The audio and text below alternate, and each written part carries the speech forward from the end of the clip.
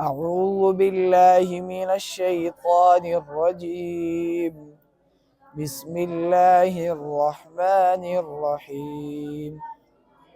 أولم ير الذين كفروا أن السماوات والأرض كانتا رتقا ففتقناهما وجعلنا من الماء كل شيء حي أفلا يؤمنون وجعلنا في الأرض رواسي أن تميد بهم وجعلنا فيها فجاجا سبلا لعلهم يهتدون وجعلنا السماء سقفا محفوظا وهم عن آياتها معرضون وهو الذي خلق الليل والنهار والشمس والقمر كل في فلك يسبحون.